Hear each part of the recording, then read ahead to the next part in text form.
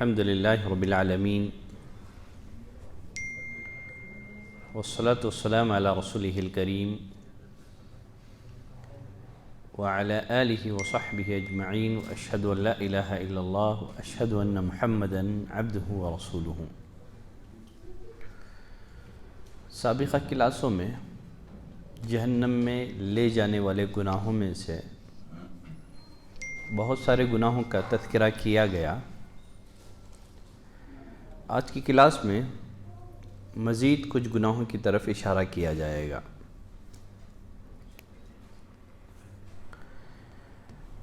جہنم کی طرف لے جانے والے گناہوں میں سے ایک گناہ ہے لوگوں کا مال ہتھیانے کے لیے جھوٹی قسم کھانا۔ اللہ نے فرمایا ان الذین یشترون بعہد اللہ وایمانہم ثمنا قلیلا، بے شک جو لوگ اللہ کے عہد کو اور اپنی قسموں کو تھوڑی قیمت پر بیچ ڈالتے ہیں، اولئک لا خلاق لہم فی الآخرہ، ان کے لیے آخرت میں کوئی حصہ نہیں ہے۔ ولا یکلمہم اللہ ولا ینظر الیہم یوم القیامہ، قیامت والے دن اللہ تعالیٰ نہ ان سے کلام کرے گا نہ ان کی طرف دیکھے گا، ولا یزکیہم، اور نہ ہی انہیں گناہ سے پاک کرے گا، وَلَهُمْ عَذَابٌ عَلِيمٌ، ان کے لیے دردناک عذاب ہے۔ اس آیت کا شان نزول کیا ہے؟ کس مناسبت سے یہ آیت کریمہ نازل ہوئی؟ عبداللہ ابن ابی اوفیٰ رضی اللہ تعالیٰ عنہ فرماتے ہیں ایک شخص نے بازار میں کچھ سامان تجارت لا کر کے رکھا اور اس نے قسم کھاتے ہوئے کہا اللہ کی قسم میں نے یہ سامان اتنے روپے میں لیے ہیں، حالانکہ اس نے اتنے روپے میں نہیں لیے تھے بلکہ کم روپے میں لیے تھے۔ قسم کیوں کھائی اس نے؟ تاکہ لوگوں کا مال ناحق طور پر لے لیں، پھنسا لے، لوگوں کو پھنسانے کے لیے اس نے قسم کھائی۔ تو اللہ تعالیٰ نے یہ آیت کریمہ نازل کی ان الذین یشترون بعہد اللہ، جو لوگ اللہ کے عہد کو اور اپنے قسموں کو تھوڑی قیمت پر بیچ ڈالتے ہیں، آخرت میں ان کا کوئی حصہ نہیں ہے۔ مزید نبی کریم صلی اللہ علیہ وسلم نے فرمایا من اقتطع حق امرئ مسلم بیمینہ، جو شخص جھوٹی قسم کے ذریعے سے کسی مسلمان کا حق لے لے، کسی مسلمان کا مال لے لے، فقد اوجب اللہ لہ النار، اللہ نے اس کے لیے آگ واجب کر دی ہے۔ جو جھوٹی قسم کے ذریعے سے کسی کا مال لے لیتا ہے اللہ نے اس پر آگ واجب کر دی ہے، وحرم علیہ الجنہ، اللہ نے اس پر جنت حرام کر دی ہے۔ جب نبی کریم صلی اللہ علیہ وسلم نے یہ حدیث بیان کی، ایک شخص عرض کرنے لگا اللہ کے رسول وَإِن كَانَ شَيْئًا يَسِيرًا، اگر وہ مال تھوڑا سا ہو، تب بھی کیا وہ اس وعید کا مستحق بنے گا؟ نبی کریم صلی اللہ علیہ وسلم نے فرمایا وَإِن كَانَ قَضِيبًا مِّنْ أَرَاكٍ، اگر وہ پیلو کے درخت کی ایک شاخ بھی لے لے، ڈالی بھی لے لے، مسواک بھی لے لے جھوٹی قسم کے ذریعے سے، تب بھی وہ اس وعید کا مستحق بنے گا۔ اللہ اس پر جہنم کی آگ کو واجب کر دے گا اور جنت حرام کر دے گا۔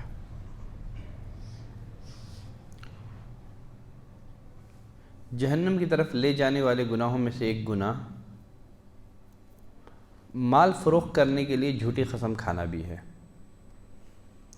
نبی کریم صلی اللہ علیہ وسلم نے فرمایا، ابو ذر رضی اللہ تعالیٰ عنہ راوی ہیں، مشہور و معروف حدیث ہے، سن چکے ہیں کئی ایک مناسبتوں سے، فرمایا ثلاثۃ لا یکلمہم اللہ یوم القیامہ، تین طرح کے لوگ ایسے ہیں روز قیامت اللہ تعالیٰ ان سے کلام نہیں کرے گا، ان کی طرف نہیں دیکھے گا، ولا یزکیہم، اور نہ ہی انہیں گناہوں سے پاک کرے گا، ولہم عذاب علیم، اللہ تعالیٰ انہیں دردناک عذاب سے دوچار کرے گا۔ آپ صلی اللہ علیہ وسلم نے یہ جو جملہ ہے، یہ جو سنٹنس ہے، 3 دفعہ آپ نے دہرایا۔ ابو ذر رضی اللہ تعالیٰ عنہ نبی کریم صلی اللہ علیہ وسلم سے عرض کرنے لگے، خابوا و خسروا، اللہ کے رسول یہ لوگ تو گھاٹے اور خسارے سے دوچار ہو گئے، کون ہیں یہ لوگ جن سے روز قیامت اللہ تعالیٰ نہ بات کرے گا، نہ دیکھے گا، گناہوں سے پاک کرے گا، کون ہیں یہ لوگ؟ نبی کریم صلی اللہ علیہ وسلم نے فرمایا المسبل، پہلے نمبر پر کون ہے؟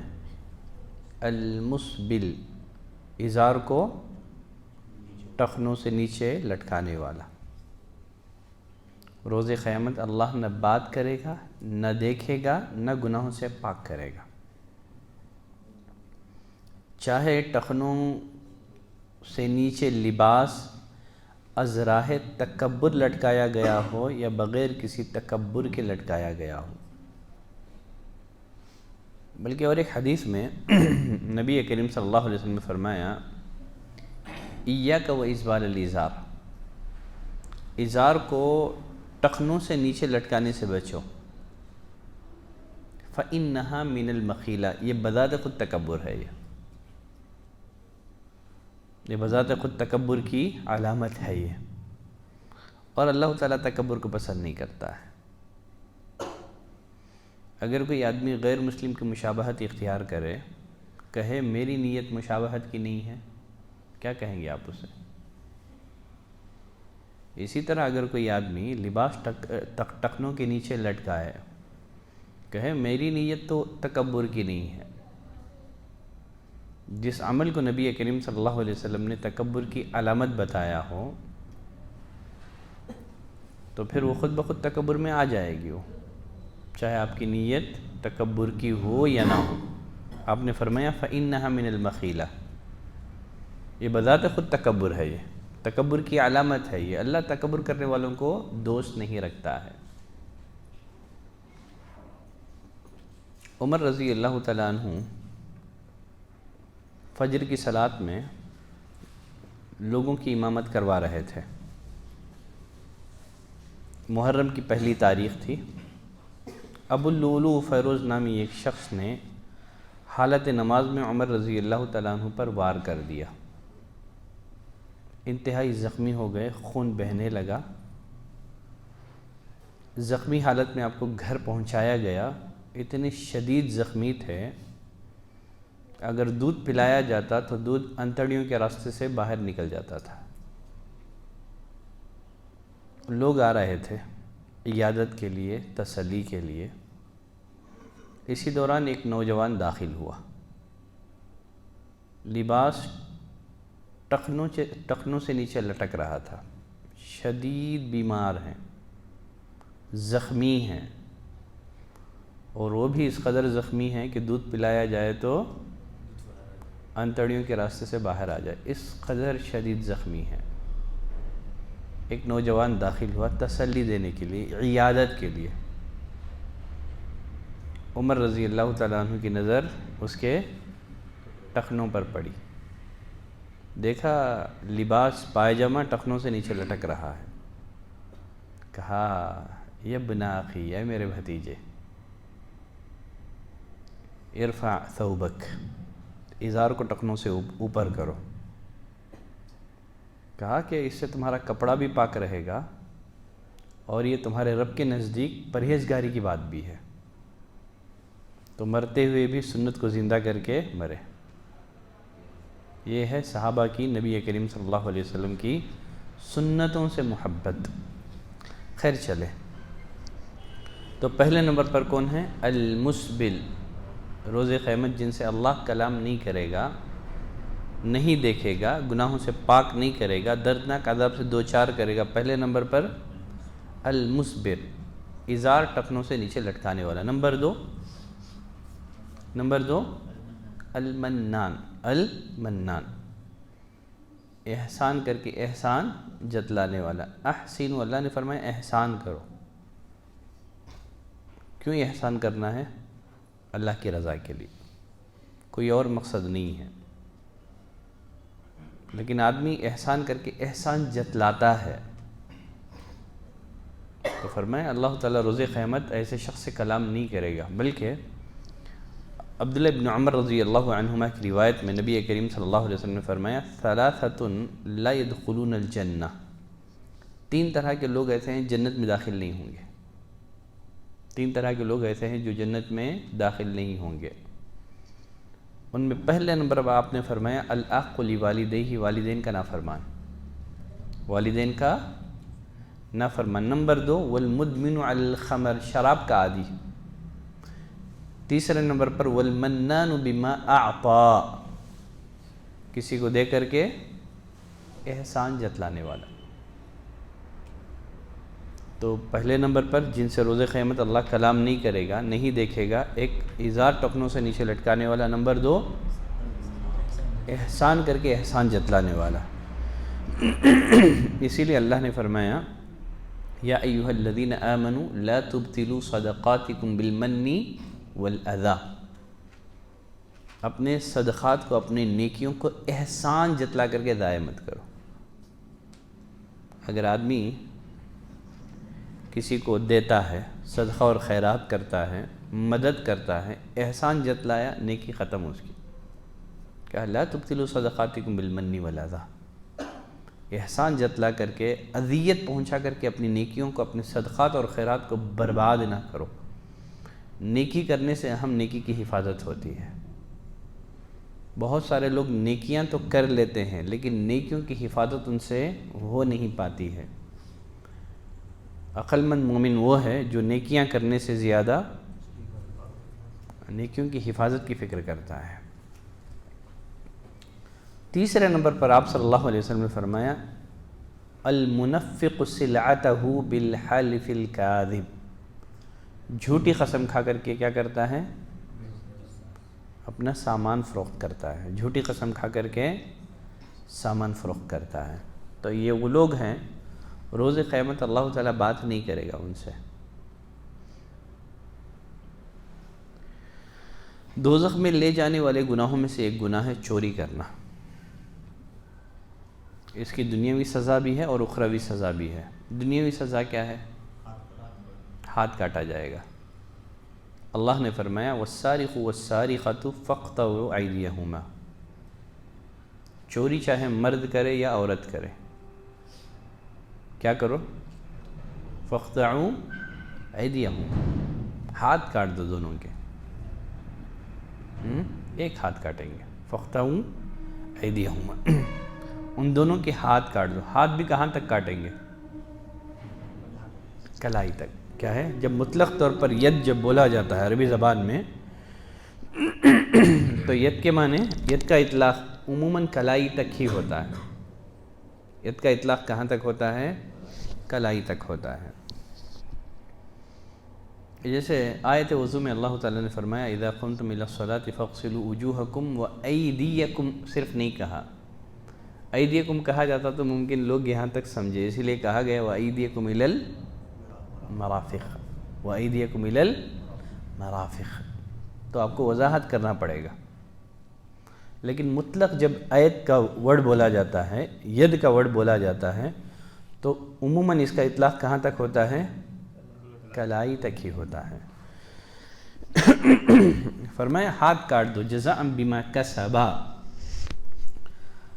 بدلے میں جو انہوں نے کیا ہے، نکالا من اللہ، اللہ کی طرف سے عذاب کے طور پر، واللہ عزیز حکیم، اللہ تعالیٰ غالب حکمت والا ہے۔ عمر بن الخطاب رضی اللہ تعالیٰ عنہ فرماتے ہیں لما کان یوم خیبر اقبل نفر من صحابۃ النبی صلی اللہ علیہ وسلم، خیبر والے دن نبی کریم صلی اللہ علیہ وسلم کے کچھ صحابہ آئے، کہنے لگے فلان شہید فلان شہید، فلاں شہید ہے فلاں شہید ہے، حتی مروا علی رجل، یہاں تک کہ ان کا گزر ایک آدمی پر سے ہوا، کہنے لگے فلان شہید، یہ بھی شہید ہے۔ نبی کریم صلی اللہ علیہ وسلم نے فرمایا کلا، ہرگز نہیں، یہ شہید نہیں ہے، انی رأیتہ فی النار، میں نے اسے جہنم کی آگ میں دیکھا ہے۔ وجہ فی بردۃ غلھا، ایک چادر کی وجہ سے جسے اس نے چوری کی تھی، ایک چادر کی وجہ سے جسے اس نے چوری کی تھی۔ تو آدمی اللہ کے راستے میں مارا جائے، اگر اس نے چوری کی ہو تو شہادت بھی چوری کے گناہ کو بخش نہیں سکے گا۔ حقوق العباد وہ بھی ایک کا نہیں ہے، وہ سب لوگوں کا حصہ ہے نا، مجاہدین کا۔ پھر نبی کریم صلی اللہ علیہ وسلم نے عمر بن الخطاب سے کہا اے عمر اذهب فنادی فی الناس، جاؤ جا کر کے لوگوں میں اعلان کر دو انہ لا يدخل الجنۃ الا المؤمنون، کہ جنت میں صرف مومن داخل ہوں گے۔ اور ایک روایت میں نبی کریم صلی اللہ علیہ وسلم نے فرمایا لا يسرق حين يسرق وهو مؤمن، جب آدمی چوری کرتا ہے تو چوری کرتے وقت وہ مومن نہیں رہتا ہے، جب ایک مرد زنا کرتا ہے تو زنا کرتے ہوئے مومن نہیں رہتا ہے، ایمان ہٹ جاتا ہے اس سے۔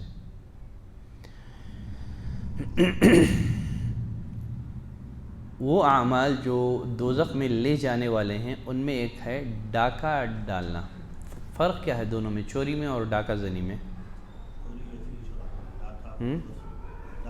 چوری چھپے کرتا ہے، چھپے چھپائے آدمی چوری کرتا ہے، لیکن ڈاکہ علانیہ کرتا ہے، کھلے عام کرتا ہے۔ اللہ نے فرمایا انما جزاء الذین یحاربون اللہ ورسولہ، سزا ان کی جو اللہ اور اس کے رسول سے جنگ کرتے ہیں، وَيَسْعُونَ فِي الْأَرْضِ فَسَادًا، دہشت گردی مچاتے ہیں، وَيَسْعُونَ فِي الْأَرْضِ فَسَادًا، زمین میں فساد مچاتے پھرتے ہیں، أَن يُقَتَّلُوا، کیا ہے دہشت گردوں کی سزا اسلام میں؟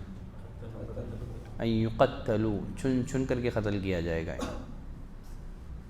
جو فساد مچاتے ہیں، خون ریزی کرتے ہیں، مال لوٹتے ہیں، عزت اور آبرو پر حملہ کرتے ہیں، کہا ان یقتلوا، قتل کر دیا جائے، او یصلبوا، یا سولی پر لٹکا دیا جائے،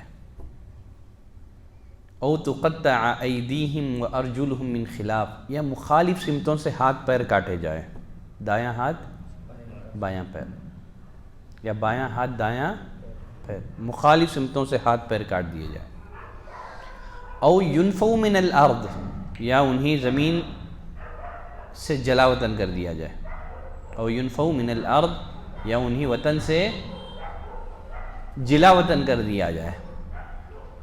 ذالک لہم خزی فی الدنیا، یہ تو دنیاوی رسوائی ہے، ولہم فی الآخرۃ عذاب عظیم، آخرت میں ان کے لیے بڑا عذاب ہے، یہ تو دنیاوی عذاب ہے۔ یہ کتنی سزائیں بیان کی گئی ہیں اس میں، یا تو قتل کر دیا جائے، سولی پر لٹکایا جائے، مخالف سمتوں سے ہاتھ پیر کاٹے جائیں، یا وطن سے جلا وطن کر دیا جائے۔ اہل علم فرماتے ہیں اگر ڈاکو قتل کرتے ہیں قصاص میں قتل کر دیا جائے گا، قتل کے ساتھ ساتھ اگر وہ مال بھی لوٹتے ہیں، قتل کے ساتھ ساتھ مال بھی لوٹتے ہیں تو سولی پر لٹکا دیا جائے گا۔ مال لوٹا انہوں نے لیکن قتل نہیں کیا، مخالف سمتوں سے ہاتھ اور پیر کاٹ دیے جائیں گے۔ ڈرایا لوگوں کو، دھمکایا، خوف زدہ کیا، نہ قتل کر سکا نہ لوگوں کا مال لے سکا، تو ایسے شخص کو کیا کیا جائے گا؟ جلا وطن کر دیا جائے گا۔ وہ اعمال دوزخ کی طرف لے جانے والے ہیں، وہیں تک کیا ٹخنوں تک، ہاں وہ اعمال جو جہنم کی طرف لے جانے والے ہیں، ان میں زمین کے نشانات بدل کر پڑوس کی زمین کا کچھ حصہ اپنی زمین میں شامل کر لینا۔ ابو الطفیل عامر بن واثلہ کون ہیں یہ؟ ابو الطفیل، ان کے بارے میں کچھ جانتے ہیں آپ؟ ابو الطفیل عامر بن واثلہ صحابہ میں سب سے آخر میں وفات پانے والے ہیں۔ کون ہیں؟ صحابہ میں سب سے آخر میں وفات پانے والے یہی ہیں، آخری صحابی جن کا انتقال ہوا تھا۔ ابو الطفیل عامر بن واثلہ، ابو الطفیل عامر بن واثلہ سب سے آخر میں وفات پانے والے لاٹ صحابی جو دنیا سے رخصت ہوئے تھے۔ تو فرماتے ہیں کنت عند علی بن ابی طالب، میں علی بن ابی طالب رضی اللہ تعالیٰ عنہ کے پاس بیٹھا تھا۔ فأتاہ رجل، ایک شخص آیا، کہنے لگا ما کان النبی صلی اللہ علیہ وسلم یسر الیک، رسول اللہ صلی اللہ علیہ وسلم نے آپ کو راز کی کیا بات بتائی ہے؟ علی رضی اللہ تعالیٰ عنہ غضبناک ہو گئے، کہا رسول اللہ صلی اللہ علیہ وسلم لوگوں سے چھپا کر کے کوئی راز کی بات آپ نے ہمیں نہیں بتائی ہے۔ کہا غیر انہ قد حدثنی بکلمات 40، ہاں آپ صلی اللہ علیہ وسلم نے مجھے 4 باتیں بتائی ہیں، بیان کی ہیں۔ اس نے کہا اے امیر المومنین وہ 4 باتیں کیا ہیں؟ علی بن ابی طالب رضی اللہ تعالیٰ عنہ نے وہ 4 باتیں بیان کی۔ نمبر 1، لعن اللہ من لعن والداہ، جو اپنے والدین پر لعنت کرے اللہ اس پر لعنت کرے، اللہ اس پر لعنت کرے یا اس پر اللہ کی لعنت ہو۔ غالباً صحیح بخاری اور مسلم کی اور ایک روایت میں نبی کریم صلی اللہ علیہ وسلم نے فرمایا کبیرہ گناہوں میں سے من الکبائر ان یشتم الرجل والداہ یا والدیہ، کبیرہ گناہوں میں سے ایک گناہ یہ ہے کہ آدمی اپنے والدین کو گالی دے۔ ایک شخص نے کہا اللہ کے رسول کوئی ایسا بھی بدبخت ہے جو اپنے والدین کو گالی دے گا؟ نبی کریم صلی اللہ علیہ وسلم نے فرمایا ہاں، وہ دوسرے کے باپ کو گالی دے گا، وہ کیا کرے گا؟ وہ بدلے میں اس کے والدین کو گالی دے گا۔ وہ دوسرے کی ماں کو گالی دے گا تو بدلے میں وہ اسے ماں کی گالی دے گا۔ تو معلوم کیا ہوا؟ والدین کو گالی دینا حرام ہے، بلکہ گالی کا سبب بننا بھی کیا ہے؟ اگر آپ کے سبب سے کوئی آپ کے والدین کو گالی دے رہا ہے یہ بھی حرام ہے۔ تو ایسے بچے بھی کیا ہے؟ لعنتی ہیں، ایسے بچے بھی لعنتی ہیں۔ مزید آپ نے فرمایا وَلَعَنَ اللَّهُ مَنْ ذَبَحَ لِغَيْرِ اللَّهِ، اللہ کی لعنت ہو اس پر جو غیر اللہ کے لیے جانور ذبح کرتا ہوں، جو غیر اللہ کے لیے جانور ذبح کرتا ہوں۔ ذبح میں 3 باتیں اہم ہیں۔ کتنی باتیں؟ 3 باتیں اہم ہیں۔ نام، نیت، جگہ۔ نام، نیت، جگہ۔ ذبح کرتے ہوئے نام بھی اللہ کا ہو، نیت بھی اللہ کی ہو۔ ایسی جگہوں پر جانور ذبح نہ کریں جہاں لوگ غیر اللہ کے نام پر جانور ذبح کر کے ان کا تقرب حاصل کرتے ہوں۔ اگر کوئی آدمی بسم اللہ اللہ اکبر بول کر کے جانور ذبح کر رہا ہے لیکن اس کی نیت کیا ہے؟ غریب نواز عبد القادر جیلانی ان کا قرب حاصل کرنے کی ہے، تو وہ اس وعید کا حقدار ہوگا۔ ایک شخص اللہ کی رضا اور اس کی خوشنودی کے لیے جانور ذبح کر رہا ہے لیکن یا علی بول کر کے جانور کو مار دیا، کیا ہوگا؟ وہ بھی لعنتی ہے۔ ایک شخص بسم اللہ اللہ اکبر کہہ کے جانور ذبح کر رہا ہے، نیت بھی اللہ کی رضا اور اس کی خوشنودی کی ہے، لیکن ایسے جگہوں پر جانور ذبح کر رہا ہے جہاں لوگ غیر اللہ کے لیے جانور ذبح کر کے ان کا قرب حاصل کرتے ہوں، تو وہاں جانور نہ ذبح کرنا جائز ہے، نہ ذو ذبیحہ ہمارے لیے حلال ہے۔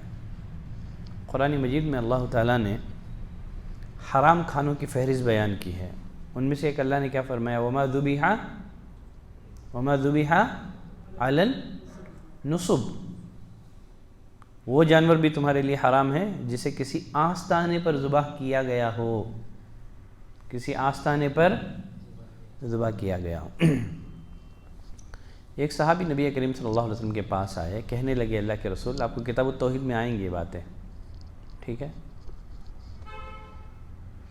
ایک شخص آ کر کہنے لگے اللہ کے رسول, میں نے مقام بوانا میں قربانی کی نظر مانی ہے, کیا پوری کروں؟ آپ نے اس صحابی سے 2 سوالات پوچھے. پہلا سوال پوچھا, کیا هل كان فيها وثن من اوثان الجاہلیہ, جس جگہ پر تم نے قربانی کی نظر مانی ہے کیا زمانے جاہلیت میں وہاں کوئی بت تھا جس کے لیے لوگ نذرانے چڑھاتے ہوں؟ کہا نہیں اللہ کے رسول, ایسی کوئی بات نہیں ہے, کوئی بت نہیں تھا وہاں. پوچھا آپ نے, کیا زمانے جاہلیت میں وہاں مشرکین کا کوئی میلہ ٹھیلا لگتا تھا, کوئی عرس وغیرہ؟ کہا اللہ کے رسول نہیں, زمانے جاہلیت میں وہاں کوئی میلہ ٹھیلا نہیں لگتا تھا. نبی نے فرمایا ٹھیک ہے, جاؤ تم اپنی نظر پوری کرو. اب نہیں ہے ادھر بت, اب میلہ ٹھیلا نہیں لگ رہا ہے, بلکہ زمانے جاہلیت میں. آپ نے پوچھا کہ زمانے پہلے لگتا تھا, آپ ڈر رہے تھے کہیں ان کی ذبح کرنے کی وجہ سے پھر واپس شروع نہ ہو جائے. خیر چلے, جو اصل موضوع ہے, پھر اسی طرح 4 باتوں میں سے 2 باتیں ہو گئی. نمبر 3, وَلَعَنَ اللَّهُ مَنْ آوَى مُحْدِثًا, اس آدمی پر اللہ کی لعنت ہو جو کسی بدعتی کو پناہ دے, جو کسی بدعتی کو پناہ دے. چوتھے نمبر پر وَلَعَنَ اللَّهُ مَنْ غَيَّرَ مَنَارَ الْأَرْضِ, جو زمین کے نشانات بدل دے اس پر بھی اللہ کی لعنت ہو. جو زمین کے نشانات بدل دے اس پر بھی اللہ کی لعنت ہو. پڑوسی کا کچھ حصہ کیا کر دیا, اپنے زمین میں شامل کر دیا, گرچہ ایک بالش کیوں نہ ہو, کیونکہ نبی کریم صلی اللہ علیہ وسلم نے فرمایا اگر کوئی زیادتی سے کسی کی ایک بالش زمین پر بھی ناحق قبضہ جما لے, 7 زمینوں کا طوق بنا کر کے اس کی گردن میں ڈالا جائے گا. خیر چلے آگے بڑھتے ہیں. کبیرہ گناہوں میں سے ایک گناہ یا جہنم کی طرف لے جانے والے گناہوں میں سے ایک گناہ فیصلہ کرنے کے لیے رشوت لینا ہے یا دینا ہے. رشوت لینا یا دینا ہے. کسی صاحب حق کا حق غصب کرنے کے لیے, کسی حق والے کا حق, صاحب حق کا حق غصب کرنے کے لیے حاکم یا جج کو رشوت دینا, یہ حرام ہے. یہ اللہ نے فرمایا وَلَا تَأْكُلُوا أَمْوَالَكُمْ بَيْنَكُمْ بِالْبَاطِلِ, باطل طریقے سے تم مال نہ کھایا کرو. وَتُدْلُوا بِهَا إِلَى الْحُكَّامِ لِتَأْكُلُوا فَرِيقًا مِّنْ أَمْوَالِ النَّاسِ, نہ حاکموں کو رشوت پہنچا کر کے کسی کا کچھ مال ظلم اور ستم سے اپنا لیا کرو. ایسے سب کام نہ کرو. عبداللہ بن عمر بن عاص رضی اللہ تعالیٰ عنہ فرماتے ہیں نبی کریم صلی اللہ علیہ وسلم نے فرمایا لعن رسول اللہ صلی اللہ علیہ وسلم الراشی والمرتشی, رشوت لینے اور دینے والا دونوں پر رسول اللہ صلی اللہ علیہ وسلم نے لعنت بھیجی ہے. اور ایک روایت میں لعنت اللہ علی الراشی والمرتشی, اللہ کی لعنت ہے کس پر؟ رشوت دینے اور لینے والے پر. دیکھیے اگر کسی بندے کا معاشرے میں اثر و رسوخ ہو, وہ کسی اعلیٰ عہدے پر فائز ہو, اس کو چاہیے کہ اپنے اس اثر و رسوخ کے ذریعے سے, اپنی اس عہدے کے ذریعے سے لوگوں کو فائدہ پہنچائیں. اگر آدمی کسی اونچے عہدے پر فائز ہے, کسی کے لیے سفارش کر دی فلاں کو جاب دے دو, اور جاب کے نتیجے میں چاہ رہا ہے کہ اسے کچھ مل جائے, تو رسول اللہ صلی اللہ علیہ وسلم نے اسے سود سے تعبیر کیا. جیسے آپ نے فرمایا من شفع علی اخیہ شفاعتاً, جس نے اپنے کسی بھائی کے لیے سفارش کر دی, اس سفارش کے نتیجے میں سامنے والے نے لا کر کے کچھ ہدیہ دے دیا, فقد اتی بابا عظیما من ابواب الربا, ہدیہ لے لیا تو گویا اس نے سود لے لیا. ہدیہ لینا کیا ہے؟ گویا سود لینا ہے. ہم کو یہ سارے کام للہ فی اللہ کرنا ہے. آدمی ہر کام کے لیے صرف اپنا دنیاوی فائدہ دیکھنا شروع کر دیں, پھر اخوت اور محبت اور بھائی چارگی جو اسلام جو معاشرہ قائم کرنا چاہتا ہے وہ کہاں قائم ہوگا؟ ہر چیز میں فائدہ، ہر چیز میں اپنا فائدہ. کچھ کام لوگوں کو فائدہ پہنچانے کے لیے اخوت اور بھائی چارگی کے لیے بھی کرو نا. کسی کے لیے آپ نے سفارش کر دی، چاہ رہے ہیں کہ اس کا بدلہ ملے. گرچہ آپ بروکر نہیں کرتے ہیں، گھر وغیرہ کے لیے کوئی آ گیا، گھر خالی تھا، کہا کہ دیکھو بھائی ادھر رہنمائی کر دی اور چاہ رہے ہیں کہ نہیں بھائی مجھے بھی بروکر دے دو. ایک آدمی ہے جو اپنے آپ کو اسی کے لیے فری کر رکھا ہے، وہ الگ بات ہے، ٹھیک ہے. یہاں معاملہ آپ کا ایسے نہیں ہے. گھر خالی تھا، رہنمائی کر دی، لیکن چاہ رہے ہیں کہ بہتی گنگا میں ہاتھ دھو لیں، بہتی گنگا میں ہاتھ دھو لیں. تو بہت سارے کام ہم کو اخوت، بھائی چارگی، رحم دلی، مودت کے لیے بھی کرنا ہے. ہر چیز میں آدمی دنیاوی فائدہ ڈھونڈنا شروع کر دے. بہت سارے لوگ رشتے لگاتے ہیں، بڑا تعجب ہوتا ہے، موٹی موٹی رقم وصول کر لیتے. کیا اس کے لیے کوئی رقم لی جاتی ہے؟ کیا اخوت، بھائی چارگی، محبت یہ سب نہیں ہے اسلام کے اندر؟ آپ اللہ کے لیے رشتے نہیں دیکھ سکتے؟ یہ ایسے ہی رسول اللہ نے فرمایا کہ بلی بیچ کر کے قیمت کھانا ہے. یہ بلی بیچ کر کے بھی قیمت کھائی جاتی ہے. کیا آپ گفٹ نہیں کر سکتے؟ آپ ہر چیز میں فائدہ. خیر چلیں آگے بڑھتے ہیں.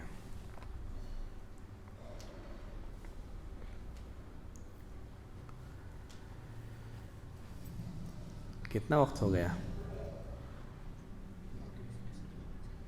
چلیں کچھ پڑھ لیتے ہیں. جہنم کی طرف لے جانے والے گناہوں میں سے ایک گناہ مسلمان کو کافر کہنا یا اس پر لعنت کرنا ہے. کسی مسلمان کو کافر کہنا یا اس پر لعنت بھیجنا ہے. عبداللہ بن عمر رضی اللہ تعالیٰ عنہ فرماتے ہیں نبی کریم صلی اللہ علیہ وسلم نے فرمایا اذا قال الرجل لاخیہ یا کافر، اگر آدمی اپنے بھائی سے یا کافر کہتا ہے تو دونوں میں سے ایک کافر ہو جاتا ہے. دونوں میں سے ایک کافر ہو جاتا ہے. جسے کافر کہا گیا ہے اگر وہ کافر ہوا تو ٹھیک بات ہے، ورنہ کافر کہنے والے کی طرف واپس کفر لوٹ جائے گا. بلکہ ثابت بن ضحاک رضی اللہ تعالیٰ عنہ کی روایت میں نبی کریم صلی اللہ علیہ وسلم نے فرمایا لعن المؤمن کقتلہ، ایک مومن پر لعنت بھیجنا گویا اسے قتل کرنا ہے. کسی مومن پر، پرٹیکولر مومن پر لعنت بھیجنا اسے قتل کرنا ہے. دیکھیے ایک ہوتا ہے مطلق طور پر لعنت بھیجنا، معین طور پر لعنت بھیجنا. آپ مطلق طور پر بول لیں سود کھانے والا لعنتی ہے، جنرل، ٹھیک ہے، شراب پینے والا لعنتی ہے، چوری کرنے والا لعنتی ہے. لیکن پرٹیکولر اگر کوئی مومن سود کھا رہا ہے تو لعنتی ہے نہیں بول سکتے. یہی معاملہ کافر کا بھی ہے. اگر کوئی مسلمان، کلمہ گو مسلمان شرک کر رہا ہے، آپ اس پر حجت قائم بھی کیے بغیر نہیں بول سکتے کہ تو مشرک ہے، تو کافر ہے. تیرا عمل کافرانہ ہے کہیں، تیرا عمل مشرکانہ کہیں، تو کافر ہے نہیں بول سکتے. اس کے لیے کنڈیشن ہے. اس پر میں اگلی نواقض اسلام میں جیسا میں نے وعدہ کیا تھا وہاں تفصیلی طور پر گفتگو کروں گا. ابو الدرداء رضی اللہ تعالیٰ عنہ فرماتے ہیں نبی کریم صلی اللہ علیہ وسلم نے فرمایا یہ جو لعنت کرنے والے ہیں قیامت کے دن نہ گواہ بن سکیں گے نہ ہی سفارشی ہو سکیں گے.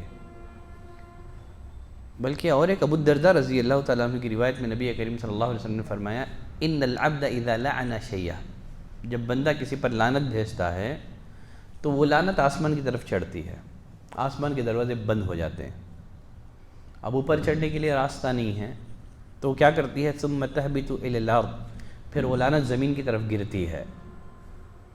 اب نیچے زمین کی طرف جانا چاہتی ہے، زمین کے دروازے بھی بند. ثم تأخذ یمینا وشمالا، پھر دائیں بائیں چکر لگاتی ہے. فاذا لم تجد مساغا، اگر اسے جانے کے لیے کہیں جگہ نہیں ہے، رجعت الى الذي لعن، وہ لعنت اس کی طرف جاتی ہے جس کی طرف لعنت بھیجی گئی ہے. اگر وہ لعنت کا مستحق ہوا تو ٹھیک ہے، کیا ہوگا وَإِلَّا رَجَعَتْ إِلَىٰ قَائِلِهَا، ورنہ وہ لعنت بھیجنے والے کی طرف لوٹ جاتی ہے۔ اگر وہ مستحق نہیں ہوا تو لعنت بھیجنے والے کی طرف لوٹ جاتی ہے۔ حتیٰ کہ اہل علم کسی کافر کو تک، متعین کافر کو تک لعنت بھیجنے کے قائل نہیں ہے۔ ممکن ہے آپ نے کسی کافر پر لعنت بھیج دی، اللہ کی لعنت ہوئی، مطلب اللہ کی رحمت سے دوری، کل اسلام قبول کر لے۔ وہ کتنے ایسے تاریخ اسلام میں آپ کو ملیں گے جو اسلام کے کٹر مخالف تھے، 10 12 سال، 20 سال انہوں نے مسلمانوں کی مخالفت کی۔ اللہ نے توفیق دی، فتح مکہ کے موقع پر بہت سارے مسلمان ہو گئے مشرکین میں، حتیٰ کہ متعین طور پر کسی کافر پر بھی لعنت بھیجنے کو اہل علم پسند نہیں کرتے، بلکہ جانوروں کو بھی لعنت نہیں بھیجنا چاہیے۔ ابو برزہ اسلمی فرماتے ہیں بینما رسول اللہ صلی اللہ علیہ وسلم فی بعض اسفارہ، آپ صلی اللہ علیہ وسلم سفر میں تھے اور ایک انصاری عورت اونٹنی پر بیٹھی ہوئی تھی، فزجرت، اس نے اونٹنی کو ڈانٹا، یعنی اونٹنی کی رفتار تیز کرنے کے لیے کیا کیا، اس نے اونٹنی کو ڈانٹا، ڈانٹتے ہوئے لعنت بھیج دی، کہہ دیا اللہم لعنہا، لعنت ہو، بھاگ اسپیڈ۔ اب یہ سننا تھا کہ نبی کریم صلی اللہ علیہ وسلم نے صحابہ سے کہا خذوا ما علیہا ودعوہا، اس اونٹنی کے اوپر تمہارا جو جو سامان ہے سب لے لو اور اس کو چھوڑ دو اس کو، فإنہا ملعونہ، اس پر لعنت بھیجی گئی ہے۔ پھر آپ نے فرمایا ایسی اونٹنی ہمارے قافلے میں نہیں رہ سکتی جس پر لعنت بھیجی گئی۔ آپ نے سارا سامان اتارنے کا حکم دے دیا۔ تو معلوم ہوا کہ جانوروں پر تک آپ لعنت نہیں بھیج سکتے آپ۔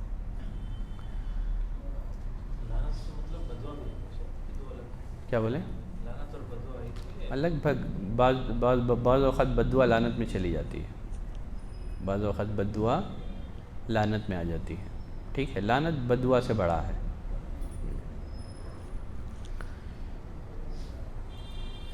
جندب بن عبداللہ البجلی فرماتے ہیں قال رجل، ایک دفعہ ایک شخص نے کہا واللہ لا یغفر اللہ لفلان، اللہ فلاں کو ہرگز نہیں معاف کرے گا، اللہ فلاں کو ہرگز نہیں بخشے گا۔ فقال اللہ نے فرمایا من ذا الذی یتعلی علی اللہ الا اغفر لفلان، کون ہے جو میرے بارے میں کہتا ہے کہ میں فلاں کو معاف نہیں کروں گا، انی قد غفرت لہ، میں نے اسے معاف کر دیا ہے، واحبطت عملک، میں نے تیری نیکیاں برباد کر دی۔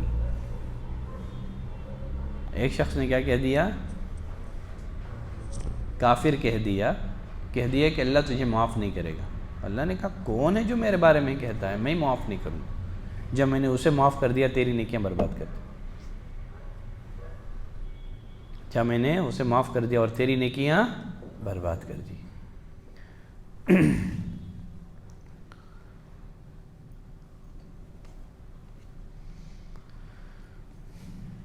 دوزخ میں لے جانے والے گناہ بہت سارے ہیں، کتنے پڑھیں گے اور یا بس کریں گے، آگے بڑھیں گے یا اور 2 کلاس لے سکتے ہیں،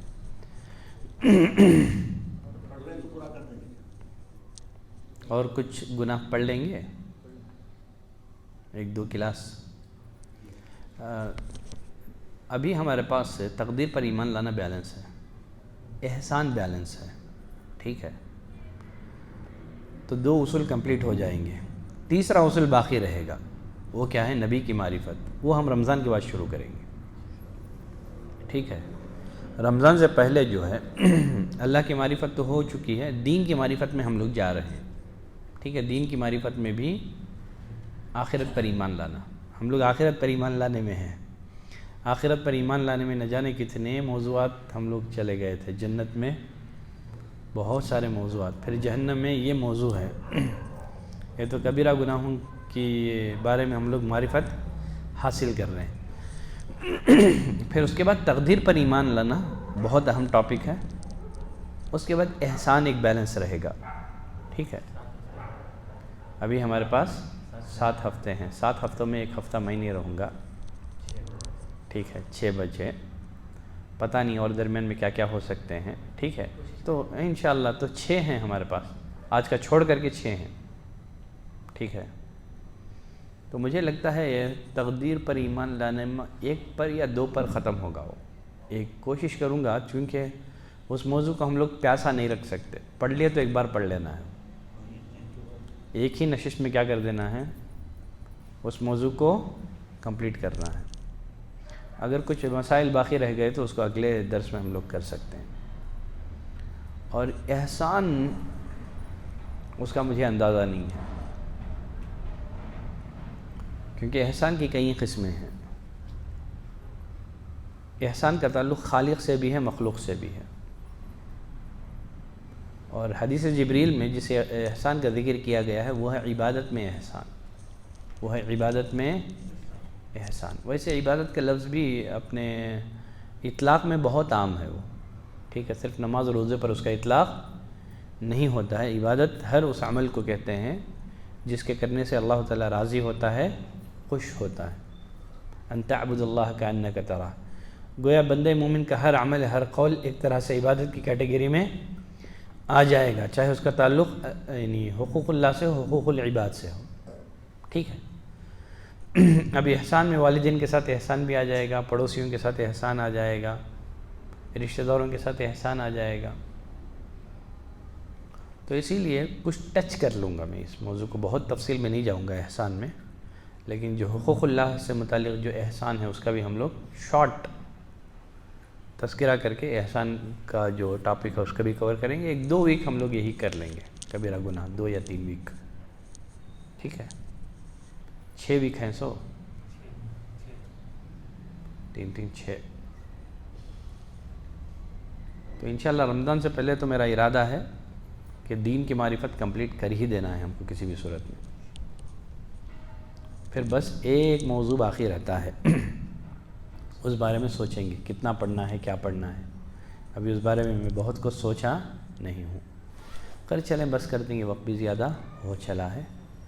مزید کچھ گناہ ہیں انشاءاللہ ہم لوگ پڑھیں گے آنے والے کلاسز میں. کچھ سلیکٹڈ کر لوں گا میں، اس میں سے بھی گناہوں میں سے بھی جو اہم گناہ ہیں، ہو سکتا ہے ان گناہوں میں سے کچھ فہرست میں کسی کو بھیج دوں، ٹھیک ہے.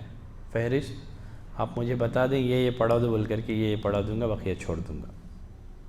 کچھ گناہ میں آپ کو بھیجوں گا، ٹھیک ہے، اس میں سے سلیکٹ کر دیں، بس وہی پڑھ لیں گے، بقیہ نہیں. کسی اور موقع پر یا کسی اور عالم کے پاس آپ پڑھ لیں، بس کریں. صلی اللہ علی نبینا محمد وعلی آلہ وصحبہ وسلم تسلیما کثیرا. السلام علیکم. ہاں بولو، کیجیے سوال آج کے تعلق سے. یونس آندھے ہوئے ہی ہیں. کیا ہے؟ کمپنی میں کام کر لیتے ہیں، بندے کو ریفر کرے تو اگر وہ تم نے کام میں جذبہ تو کمپنی والے پیسے دیتے ریفرنس کرو، کیا وہ بھی لینا اصل کے اندر آتا ہے کیا؟ کمپنی والے دیتے ہیں کیا؟ کمپنی میں پالیسیز میں ریفرل بونس. تو وہ آدمی کا نہیں لے رہے ہیں آپ، مجبور جو ہے اس کا نہیں ہے، کمپنی والے دے رہے ہیں آپ کو مطالبے کے علاوہ، ٹھیک ہے. انشاءاللہ اس میں کوئی حرج نہیں ہے، کمپنی والے دیتے ہیں تو نہیں تو بھی دوسرے کنسلٹنسیز کے تھرو لیتے ہیں، وہاں انہوں حصہ زیادہ دینا پڑتا ہے. کیا بولے؟ کمپنی والے دوسرے ذریعے سے لیتے ہیں کو اور زیادہ خرچہ ہوتا ہے، اس لیے انہیں ہم نہ دیتے لے لے کر تمہارے دوست. اور کوئی سوال؟ یہ درگاہ کے پاس جو بوندی ملتی نا تو وہ کھا سکتے ہیں. یہ تو طبیعہ ویسی جگہ پر ہے تو وہ ہمارا سے جائز نہیں ہے. مجھے درگاہ کی بوندی بہت پسند ہے، لیکن میں پاٹیا کی نہیں کھاتا، وہاں سے خرید کر کھاتا ہوں. وہ کھا سکتے ہیں سر؟ کوئی حرج نہیں ہے، اس میں کوئی حرج نہیں ہے، ٹھیک ہے. غالباً امام احمد بن حنبل رحمۃ اللہ علیہ سے بھی سوال کیا گیا تھا، جو غیر مسلمین کی جو میلے ٹھیلے لگتے ہیں نا، کیا اس میں کوئی آدمی اپنا ٹینٹ وغیرہ ڈالنا چاہے، کاروبار کرنا چاہے تو کر سکتا ہے کیا؟ امام احمد بن حنبل نے گنجائش دی ہے، کہا کوئی حرج نہیں ہے، بشرطے کہ جو چیز بیچی جا رہی ہو وہ ایسی نہ ہو جو پوجا پاٹ میں استعمال ہوتی ہو، پوجا پاٹ میں استعمال ہوتی ہو. ناریل ہے، فلاں ہے، فلاں ہے، جو چیزیں گھر سے حلال تو ہے لیکن پوجا پاٹ میں وہاں استعمال ہوتی ہیں، چادریں ہیں، موم بتیاں ہیں، جو بھی پوجا پاٹ میں استعمال ہوتی ہیں ایسی چیزیں اوائڈ کر کے بقیہ دوسرا آپ بیچنا چاہیں خریدنا چاہیں تو اس میں گنجائش ہے آپ کے لیے. لیکن پھر بھی کیا ہے جھوٹی جگہ ہیں. اللہ تعالیٰ نے عباد الرحمن کے اوصاف بتائے ہیں والذین لا یشہدون الزور. رحمان کے بندے ایسے ہیں جو جھوٹی جگہوں میں نہیں جاتے ہیں. ٹھیک ہے, یہ سب جھوٹے میلے ہیں. شرک ہوتا ہے جو اللہ پر سب سے بڑا جھوٹ ہے. انشاءاللہ آپ آلٹرنیٹ تلاش کریں, اللہ آپ کو اس سے مزیدار بندنی دے دے گا آپ کو. من ترک للہ شیئا عوضہ اللہ خیرا منہ. اللہ کے لیے اگر آپ نہیں جاتے ہیں تاکہ مجھے جانا نہیں ہے سب شرک کی جگہوں میں کفر کی جگہوں میں کیا جاؤں گا, تو اللہ انشاءاللہ نارمل دکان کی بندی میں اس سے زیادہ آپ کو مزہ دے دے گا. ٹھیک ہے, آپ اللہ کے لیے چھوڑتے ہیں تو من ترک للہ شیئا عوضہ اللہ خیرا منہ. یقین رکھیں آدمی اللہ کے لیے کسی چیز کو چھوڑتا ہے تو اللہ تعالیٰ اسے اس سے بہتر عوض عطا کرتا ہے. درگاہوں کی بوندی دکان سے خرید کے بہت پسند ہے کھانا ان کو, اور خاص کر ادھر کی وہ کہاں ہے وہ تمہارا چنتا منی اس سائڈ کی ذرا بوندی بہت زیادہ فیمس. ہاں مرغ ملا وغیرہ کی. اتنا پروموٹ کر رہی مجھے کھانا دل کر رہا تو اس کا جسٹ اتنا پسند ہے کرتا. شیخ بولے سر کا سورس کا ہے وہاں سے لے لیتے بہتر, شاید وہاں جا لیتے. تو وہاں دیکھو خالی درگاہوں کے علاوہ بھی وہ ایریا میں دوسری جگہ مل جاتا ہے, سیم بندی مل جاتی ہے. پوچھ لو کام بھائی تمہارا کام بنتی ہے سب پوچھ لو. فیکٹری کا ہے تمہاری. ایک بار پوچھ کر رکھ لو ہمیشہ کے لیے آسانی ہو جاتی ہے. اور کوئی سوال آج کے تعلق یہ چوری کرتی ان کا ہاتھ کاٹنا جو بولے تھے, اور یہ چوری آپ کو جیسے آپ ہمارے گھر میں کچھ کام کرائے الیکٹریشن کا کچھ کام کرائے تو انہیں آپ کو 1000 روپے کی چیز کو 1500 روپے بول ڈال کو اپنا بل میں ڈال دیتا ہے, کیا وہ بھی چوری ہوگا اس کو؟ سب چوری چھو. تو ایسا ہمارے دن میں اکثر ایسا کرتے ہیں بہت سارے. لیکن تمہیں ہاتھ نہیں کاٹ سکتے چوری چے. یہ سب ہاتھ کاٹنا مسلم حکمرانوں کا کام, اس کے لیے بھی کنڈیشن ہے کتنا چوری کرے تو کاٹنا, ہر چوری پر نہیں کاٹ سکتے. اور جو چیز چوری ہے وہ حفاظت میں دینار کا چوتھا ہی حصہ اگر چراتا ہے, 1 دینار کا چوتھا ہی حصہ چراتا ہے اس کے اوپر ہی ہاتھ کاٹا جائے گا. ٹھیک ہے, پھر دیکھنا پڑے گا. قحط سالی کا دور تھا, کچھ چیزوں کی رعایت کرتے ہوئے اگر چوری ثابت ہو جاتی ہے تو سزائیں نافذ کرنا یہ حکمرانوں کا کام ہے. کس کا؟ حکمرانوں کا کام ہے. عوام جو ہے قوانین کو اپنے ہاتھوں میں نہیں لے سکتے. ٹھیک ہے, ہاں اخروی سزا ہے, دھوکہ ہے, چوری ہے, سب آ جاتا ہے اس میں. رشوت لینے دینے میں یہ ابھی کیا کیا شکلیں رشوت میں آتی ہیں؟ جیسے شیخ ابھی ٹریفک پولیس پکڑا تو لوگ اکثر کیا کرتے ہیں 1000 روپے ہے فائن, 100 روپے لے کے نکل جاتے ہیں. اور اسی سے متعلق جیسے رجسٹریشن یا کچھ کرنے گئے تو وہاں پہ لازماً ان کو کچھ دینا ہوگا, نہیں تو کام نہیں ہوگا. یہ ہمارا ہی حق ہے, ہم ہی اونر ہیں اس چیز کو رجسٹریشن کروانا ہے, بٹ وہاں پہ دینے کے بغیر وہاں پہ کام نہیں ہوگا ہمارا, اور ہم کریں گے تو بہت وقت لگ جائے گا. اسی طرح گاڑی سیکنڈ. تو دیکھیے دوسروں کا حق مارنے کے لیے اگر آپ رشوت دیتے ہیں تو اس کے حرام ہونے میں کسی طرح کا کوئی شبہ نہیں ہے. کوئی آپ کا واجبی حق ہے, آپ کا حق ہے. ٹھیک ہے, اب وہ جب تک آپ رشوت نہیں دیں گے آپ کو آپ کا حق نہیں مل سکتا ہے. تب اس صورت میں انشاءاللہ یہ اس وعید میں آپ شامل نہیں ہوں گے آپ. ٹھیک ہے, اس وعید میں آپ شامل نہیں ہوں گے. پاسپورٹ وغیرہ بناتے ہیں اس میں بھی رشوت دیتے ہیں تو وہی ہے, آپ کا کوئی واجبی حق ہے. ٹھیک ہے, کوئی آپ کا ضروری حق ہے اور وہ رشوت دی بغیر کمپلیٹ نہیں ہو رہا ہے. ٹھیک ہے, دوسروں کا حق تو نہیں کھانا ہے آپ کو. آپ کا جو واجبی کمپلسری حق ہے وہ رشوت کے بغیر پورا نہیں ہو رہا ہے, تو انشاءاللہ آپ اس وعید میں نہیں آئیں گے. جو کھا رہا ہے انہیں گنہگار ہوگا. شیخ وہ جو کرمنل آفینس کرتے ہیں لوگ, جیسے کوئی کسی کو مار دیا, پولیس کو پیسہ کھلا کے بچ گیا, یہ کیسا آتا ہے شیخ؟ یہ بھی کیا؟ ہاں یہ بھی اسی میں آتا ہے, یہ وعید میں آ جاتا ہے, رشوت میں آ جاتا ہے, آرام سے آتا ہے. مارنے کا خطر مارنا چھو گیا نا, بڑا اتنا بڑا گناہ ہے. پھر کوئی بھی شکل کچھ بھی کر دیا ایکسیڈنٹل وہ قتل خطا ہے وہ قتل نہ تھا. وہاں سے بچنے کے لیے رشوت دیا تو وہ بھی آ گیا. وہ بھی آ گیا اس میں، وہ بھی آ گیا.